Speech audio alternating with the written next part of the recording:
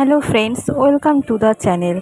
আমার গলা তোমরা অনেক দিন পর শুনতে পাচ্ছ, তার কারণ তোমাদেরকে বলছি আমার শরীর খুবই খারাপ। এখনও আমার শরীর সম্পূর্ণভাবে ঠিক হয়নি। তোমাদেরকে পুরো 2 সপ্তাহ ব্লগ দিতে পারিনি, কারণ শুধু ভিডিও করলে তো হবে না, এটাকে তো এডিটও করতে হবে, ঠিকমতো দিতেও হবে। করতে পারছিলাম না, জানো তো, একদম শরীর খারাপ ছিল, পুরো হসপিটাল ঘর এরকম করতে হয়েছে। হঠাৎ করে যে কী হলো, তো দেখো আস্তে আস্তে তোমাদের সঙ্গে এক একটা করে ব্লগ আমি শেয়ার করার চেষ্টা করব এরপর থেকে। তো দেখো, এটা অনেক দিনকার ব্লগ। সেই রথ হয়েছিল না, রথের দিনে 2-3 পরে 2 দিন মনে ভালো ছিলাম আমি, তারপরে আমাকে নিয়ে পুরো টানাপোড়েন চলে। দেখো কি সুন্দর করে আমার বর রথের দিনকে ফুলের মালা এই জগন্নাথ দেবকে দিচ্ছে। আমার পুজো দেওয়া হয়ে গেছে, ওকে বললাম যে আমি তো হাত পাবো না, যদিও এটা পাবলিশ হলো অনেক দেরি করে, রথের অনেক পরে, 2 সপ্তাহ বলতে গেলে প্রায় আমি ভিডিও এডিট করে তোমাদের দিতে পারিনি, করতেও পারিনি। কেন বলো তো, শরীরটা এত খারাপ। যখন ভিডিও করতাম তাহলে তো তোমরা দেখতে যে এমন অবস্থা আমার, মানে বিহাল অবস্থা, সেটা দেখাতে একদমই আমার মন চাইছিল না। সেজন্যই আরও তাছাড়া এডিট তো করতে হবে, শরীর যদি না ভালো থাকে তো কী করে আর এডিট করব। এই যে জগন্নাথ দেবটা সত্যিই খুব সুন্দর আমাদের।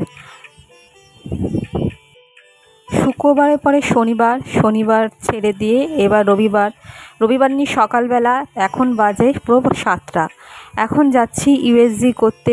মাঝখানে খুব অসুস্থ হয়ে গিয়েছিল, ডাক্তার বলেছে ইউএসজি তোমাকে করতে হবে।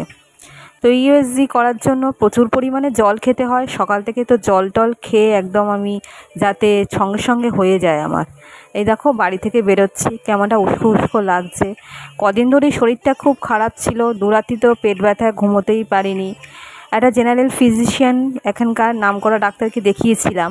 উনি দেখে বললেন যে একটা মেয়েরই প্রবলেম, ইউএসজি তুমি করো বলছ।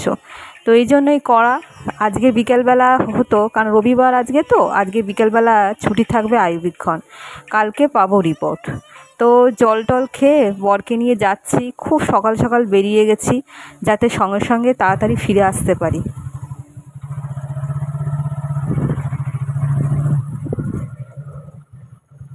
বাবা আসছি, ওমা, ও ঠিক আছে, ওমা আসছি মা।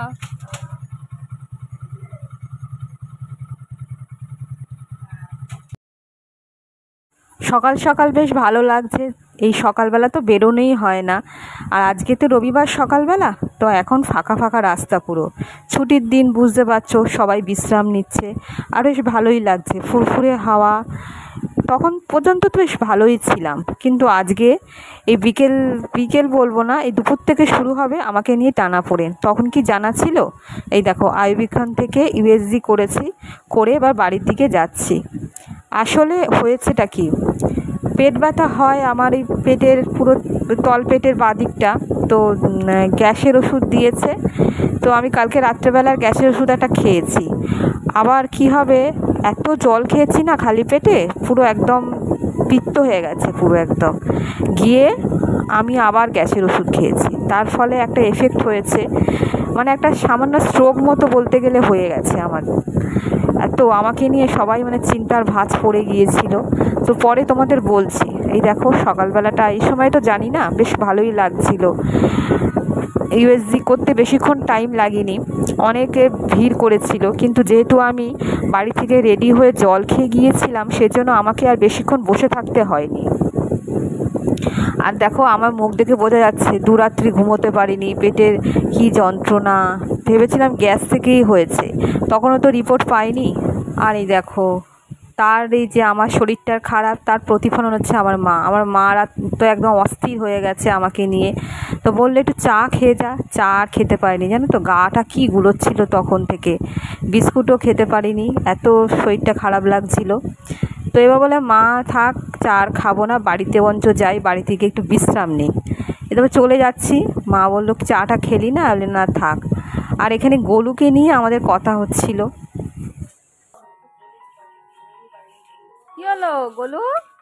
খাবার নেই, মাংস আনো তারপর দেবো। বাড়িতে যাওয়ার সময় অনেক দিন পরে এই জেঠিমার সঙ্গে কথাবার্তা হচ্ছে।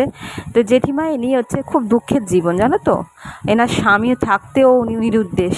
তো বাড়ির লোকের বাড়িতে কাজ করে জীবন অতিবাহিত করে। শরীর খারাপ নাকি? আগের থেকে একটু ফোলা ফোলা লাগছে মুখ টুকগুলো। ফোলা?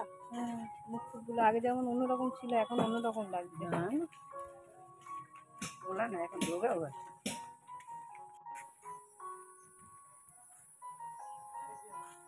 এই তো আমাদের গাছ আছে, কি ফুল ফুটেছে গো, দেখেছো ফুলটা?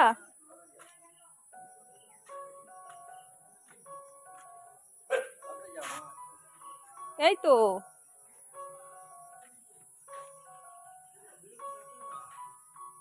হ্যাঁ, ইউএসজি করতে গেছিলাম।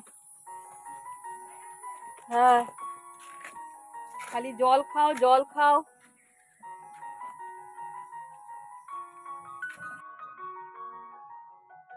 তখনও পর্যন্ত বেশ ভালো ছিলাম, বাইরের দৃশ্য দেখছিলাম। আমাদের ওখান গাছে কি সুন্দর ফুল ফুটেছে, এই ফুলটা অনেকগুলো হয়েছে।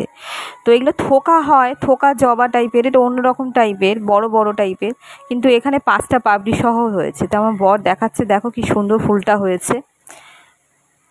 তারপর থেকে বাড়িতে গিয়েই শরীর আমার বিগড়োয়, মানে হাত পা পুরো ঠান্ডা হয়ে গিয়েছিল। আশেপাশে পাড়ার প্রতিবেশী ওরাও ছুটে এসেছিলো।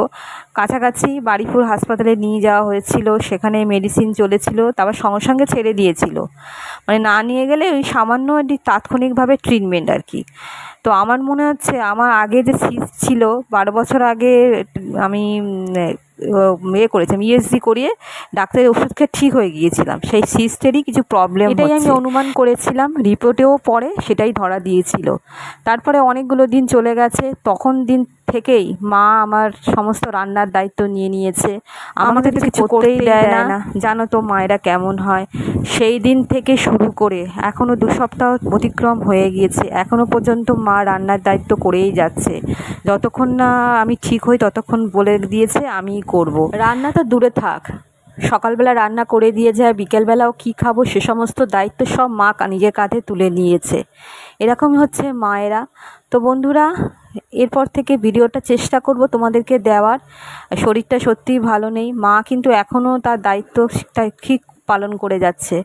তো এখনকার মতো ভিডিওটা এখানেই রাখছি, আবার দেখা হবে।